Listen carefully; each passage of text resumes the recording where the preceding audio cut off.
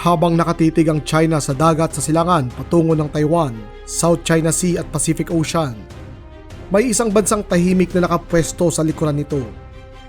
Ang bantang hatid ng bansang ito ay hindi mula sa mga aircraft carrier, kundi sa milyong sundalong nakatago sa malalamig na bulubundukin ng Himalayas.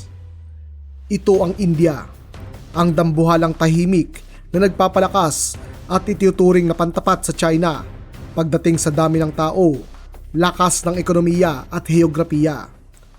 Ang hangganan ng China at India ay dumadaan sa Himalayas, isa sa pinaka-hostile na terrain sa buong mundo.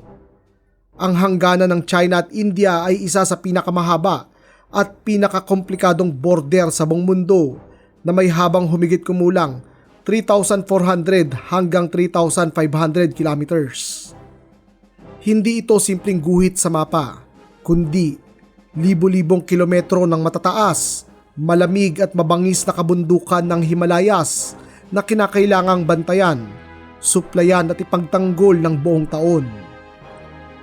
Ang Himalayan border ng India at China ay karaniwang may taas na 4,000 hanggang 5,000 metro, kung saan napakanipis ng hangin at halos walang kalsada at iba pang infrastruktura. Kumpara sa West Philippine Sea at Pacific Ocean, ang Himalayas ay isang napakalaking balakid para sa power projection ng China, kung saan hindi nila basta-basta maifeflex ang kanilang military power. Sa bahaging ito ng ating video, ating pag-usapan ang lakas militar ng dalawang bansang ito, kung saan ating sisilipin kung gaano nga ba kalakas ang dalawa kung ikukumpara sa isa't isa. Ang India ay may humigit kumulang 1.4 milyong active military personnel na nahahati sa tatlong pangunahing sangay ng sandatahang lakas. Ang pinakamalaki rito ay ang Indian Army na may tinatayang 1.2 milyong sundalo na siyang pangunahing puwersang humaharap sa China sa kanilang land border.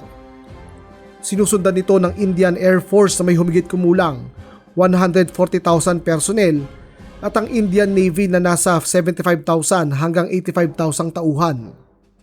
Bukod pa rito, may humigit kumulang 1.1 milyong reservists ang India at higit 2 milyong paramilitary forces na nagsisilbing mga border security at internal security forces.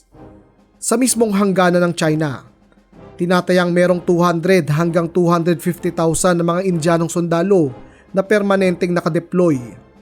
Marami sa kanila ay dekada nang nagsisilbi sa kabundukan ng Himalayas, sanay sa matinding lamig, manipis na hangin at mahabang panahon na malayo sa normal na supply at kanilang mga pamilya.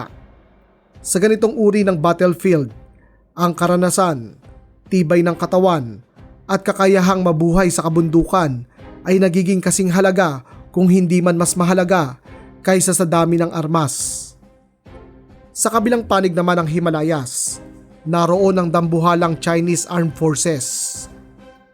Ang China ay may humigit kumulang 2 milyong active military personnel na nahahati rin sa tatlong pangunahing sangay.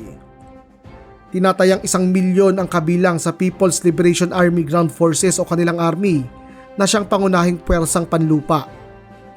Sinusuportahan nito ng humigit kumulang 400,000 na mga sundalo mula sa People's Liberation Army Navy at higit 400,000 sundalo rin para naman sa People's Liberation Army Air Force. Bukod dito, may humigit kumulang 500,000 na mga reservists din ng China na maaaring ipatawag kung kinakailangan.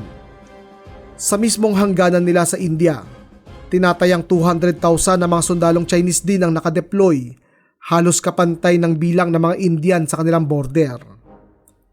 Marami sa mga unit ng China ang hindi permanenteng nakadistino sa Himalayas at umaasa lamang sa mahabang supply lines mula sa Tibetan Plateau.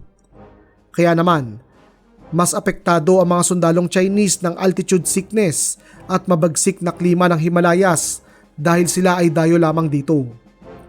Malinaw na may kita rito na sa ganitong uri ng battlefield, ang dami ng sundalo at armas ay hindi otomatikong nangangahulugan na lamang ka na sa iyong katapat. Ang gulugod ng Chinese Armored Force ay binubuo ng tinatayang 5,000 main battle tanks na suportado ng 8,000 mga APC o Armored Personnel Carrier at mga infantry fighting vehicle. Ang pundasyon ng armored forces ng mga Chino ay ang kanilang main battle tank na Type 99 at ang variant nitong 99A.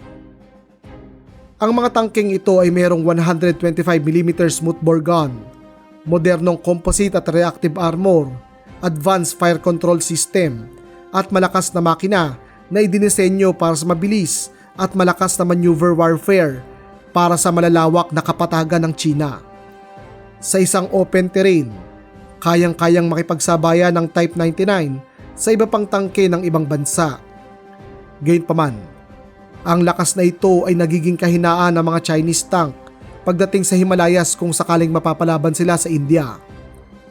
Ang bigat ng mga modernong Chinese tank, ang kanilang mataas na fuel consumption at ang pagdepende sa mahabang supply line ay nagiging seryosong problema sa mataas na altitude, makitid na kalsada, napakalamig na klima at matatarik na bangin ng Himalaya. Sa ganitong terrain, limitado lamang ang maneuver, mahirap ang maintenance at bumababa ang performance ng mga makina dahil sa manipis na hangin. Ibig sabihin, kahit malakas ang armored units ng China sa papel, sila ay mahirap i-deploy at i-sustain sa kabundukan. Sa kabilang banda naman, mas kaunti ang kabuuang bilang ng mga tangke sa China ng mga Indiano, ngunit mas angkop ang kanilang mga armored units sa labanan sa Himalayas. Ang gulugod ng Indian Armored Force ay binubuo ng mga T-90 Bhishma tank na mas magaan, mas compact at mas madaling i-maintain kumpara sa mas mabibigat na modernong tangke ng mga Chino. Dahil dito, mas kaya ng mga Indian tanks na gumalaw sa makitid na kalsada, matatarik na daan, mataas na altitude kung saan limitado lamang ang espasyo at mahirap ang supply. Bukod pa rito, aktibo ring nagde-deploy ang India ng mga light tanks at mountain-specific armored forces na sadyang idinisenyo para sa malamig at low oxygen na kapaligiran ng Himalayas. Nakadagdag din sa advantage ng Indian Army ang kanilang mas maikling supply line at dekada ng karanasan ng Indian Army sa high altitude warfare. Kaya naman, hindi man kasing dami o kasing bigat sa papel, ang Indian Armored Unit ay mas praktikal, mas sustainable at mas handa pa sa aktual na labanan sa kabundukan. Ngayon naman, ating pag-usapan ang artillery ng dalawang bansang ito. Dahil sa panganib at hirap na dala ng heograpiya, ang mga Indiano ay nag-invest sa mga long range at mountain artillery kaysa sa mga komplikado at mas sensitibong rocket artillery para protektahan ang kanilang teritoryo. Ang India ay may tinatayang 4,000 towed at self-propelled artillery. Ang pangunahing artillery pieces ng mga Indiano ay ang Danush 155mm howitzer, K9 Varja self-propelled artillery, at ang magaan na M777 155mm ultralight howitzer. Ang M777 ay masabi nating pinakaangkop na artillery weapon sa Himalayas. Ito ay magaan kung saan kaya itong dalhin ng mga helicopter, pero hindi ka rin kakapusin ng kapangyarihan dito dahil meron itong napakataas na firepower. Samantala, ang mas mabigat na Danush at K9 naman ay nagbibigay ng long range at tuloy-tuloy na fire support para kontrolin ng mga Indiano ang mga lambak, ridgeline at mountain passes ng Himalayas. Ayon sa mga eksperto, sa ganitong klase ng terrain, ang artillery ang nagiging pinakamapangwasak at pinakapraktikal na sandata dahil kaya mong durugin o pigilan ang kalaban mula sa malayo nang hindi mo kinakailangang makipag-engkwentro ng harapan. Sa kabilang banda naman, ang China ay isa sa may pinakamalaki at pinakamodernong artillery force sa buong mundo na aabot ng 7,000 unit. Karamihan ay rocket artillery. Kabilang sa kanilang pangunahing sandata ay ang PCL-109 Multiple Launch Rocket System, PHL-03 300mm rocket system, at ang PLZ self-propelled howitzer. Ang mga ito ay dinisenyo para sa mabilisan at malawakang deployment sa mga patag na lupain. Sa open ground, napakadelikado ng mga armas na ito dahil kaya nilang durugin ang depensa ng kalaban sa loob lamang ng ilang minuto gamit ang sabayang rocket saturation at long-range strikes. Gayunpaman, may problema rin ito pagdating sa Himalayas.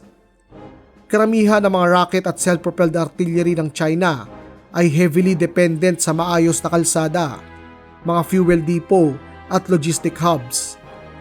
Ang mga ito ay napakahirap itayo at panatilihin sa matataas at mabundok na lugar kagaya ng Himalayas. Dahil dito, bagamat mas marami at mas moderno ang mga artillery ng China, may hirapan itong mag-deploy at isustain ang labanan kung sakaling magkaroon ng kaguluhan sa Himalayas. Ngayon naman, ating pag-usapan ang missile arsenal ng dalawang dambuhalang bansang ito. Ang India ay may tinatayang 300 hanggang 350 na mga operational missile system na nahahati sa tatlong kategorya. Ang short, medium at long range category na may iisang layunin, deterrence, hindi first strike. Ibig sabihin, merong missile ang India bilang panakot na nagsasabing kapag tinira mo kami ng missile, gaganti kami. Sa kabilang panig naman, ang missile arsenal ng China ay isa sa pinakamalaki at pinakakomprehensibo sa buong mundo na tinatayang umaabot ng 1,500 hanggang 2,000 ballistic and cruise missiles. Pero kagaya ng sa India, ang missile force ng China ay pangunahing idinisenyo para sa strategic intimidation at deterrence, hindi pa sa aktwal na labanan sa kabundukan sa Himalayas. Sa madaling sabi, malinaw ang larawan. Mas marami at mas malawak ang missile arsenal ng China, pero parehong bansa ay walang interes na gamitin ito sa unang labanan. Sa isang modernong digmaan, napakahalaga sa isang bansa na makamit ang air superiority at ang kakayahan na magpadala ng air supply. Ang People's Liberation Army Air Force ng China ay isa sa pinakamalaki at pinakamodernisadong air force sa mundo. Mayroon itong humigit kumulang 1,200 fighter aircraft na binubuo ng mga makabagong J-10, J-11, J-16 at ang kanilang pinakabagong J-20 stealth fighter. Bukod sa mga fighters, may humigit kumulang 200 bomber aircraft din ng China na may kakayahang magdala ng mga cruise missile at magsagawa ng mga long-range strike mission. Ang kombinasyon na ito ng mga fighter at bomber ay nagbibigay sa China ng malakas na kakayahan pa sa air domination, deep strike mission at power projection, lalo na sa mga kapatagan at coastal region ng East Asia. Gayunpaman sa Himalayas, nahaharap ang Chinese Air Force sa seryosong hamon. Marami sa mga air bases ng China ay malayo sa border ng India, kung saan karamihan sa mga ito ay matatagpuan sa silangan, malapit sa West Philippine Sea. Dahil dito, mas mahaba ang kanilang flight time, mas maikli din ang kanilang loiter time o ang panahon na pagstay nila sa battlefield, at mas mataas din ang strain sa logistics at maintenance sa mga eroplanong Chino. Kaya naman, bagamat mas marami at mas moderno sa papel ang Chinese Air Force, sa isang taktwal na labanan sa Himalayas, hindi ito otomatikong garantisadong mananalo. Ang Indian Air Force naman ay mas maliit at mas luma kumpara sa mga Chino. Ngunit ito ay inangkop at ginawang mas praktikal para sa mga labanan sa Himalayas. Binubuo ito ng mga eroplano tulad ng Su-30 Mk1, Rafale, MiG-29 at Mirage 2000. Mga eroplanong subok na sa high altitude at precision strike mission. Gayunpaman, ang tunay na bentahe ng mga Indiano sa mga Chino pagdating sa Air Force sa Himalayas ay hindi sa kalidad ng kanilang mga eroplano, kundi ang lapit ng kanilang mga air bases dito. Marami sa mga base militar ng Indian Air Force ay malapit mismo sa India-China border. Kaya naman, mas maikli ang kanilang flight time, mas mahaba rin ang oras na kaya nilang manatili sa combat zone, at mas madali ang kanilang resupply at rotation ng mga piloto at eroplano. Kabaligtaran ng lahat ng kahinaan ng China sa Himalayas. Sa pagmumuni-muni nating ito, ating isipin na ang tunggalian sa dalawang panig na ito ay lubos na mapanganib sa mundo. Ito'y dahil ang dalawang bansang ito ay mga nuclear power. Ang China ay may tinatayang 500 hanggang 600 nuclear warhead, habang ang India naman ay may humigit kumulang 160 hanggang 180 nuclear warhead lamang. Kapwa sapat para magdulot ng hindi masukat at pangmatagalang pinsala, hindi lamang sa kanilang mga bansa, kundi sa buong sansinukob. Gayunpaman, walang realistic na sitwasyon kung saan ang paggamit ng nuclear weapon ng dalawang bansang ito ay magiging limitado kontrolado o kung meron mang magwawagi. Ito'y dahil kahit ang pinakamaliit na nuclear exchange ng dalawang panig na ito ay maaaring mabilis na mag-escalate patungo sa malawakang pagkawasak na sisira hindi lamang sa kanilang ekonomiya, kapaligiran, kundi sa buhay ng milyon-milyong tao sa buong mundo. Ito ang dahilan kung bakit wala sa interes ng dalawang bansang ito na gumamit ng nuclear weapon kung sakaling magkaroon sila ng military confrontation. Makalipas ng ating maikling pagmumuni-muning ito, ating sagutin ang katanungang ito. Meron bang sapat na kapangyarihan ng India para maging tunay na pantapat sa China? Para sa akin, oo, pero bilang isang counterweight, hindi pandurog. Ang India ay nagsisilbing matibay na paalala sa China na ang sobrang agresyon ay may katapat na katugon. Sa laki ng populasyon nito, lawak ng teritoryo, sapat na lakas militar sa lupa at estratehikong lokasyon sa kanlurang hangganan ng China, pinipigilan ng India ang Beijing na kumilos ng hindi nag-iisip ng kapalit. Gayunpaman, ang isang ganap na tagumpay ng India laban sa China ay malayo pang mangyari sa kasalukuyan. Mas malaki ang industrial at teknolohikal na base ng China at ang heograpiya lalo na ang Himalayas ay pumipigil sa mabilisan at desididong labanan sa pagitan ng dalawang bansang ito. Sa isang teoretikal na digmaan, ang pinakamakatotohanang resulta ay tabla ang India at China. Walang malinaw na panalo, walang ganap na talo, dahil ang dalawang panig ay pinaghihiwalay ng bundok na halos imposibleng lampasan sa isang malawakang opensiba. Sumasang-ayon ka ba sa episode nating ito? Kung oo, ilagay mo na ang komento mo na iyan sa ibaba. Para sa ating susunod na episode, ating suriin ang isang digmaan na hindi napapansin ng mga tao ngayon. Ito ang Korean War. Tama ka sa iyong narinig. Hanggang sa ngayon, ang Korean War ay tuloy-tuloy pa rin dahil wala pa silang napipirmahang kasunduang pangkapayapaan. Kung naghahanap ka pa ng episode kagaya nito, nais kong i-recommenda sa inyo ang ating topic tungkol sa pinakamaiinit na flashpoint sa mundo ngayon.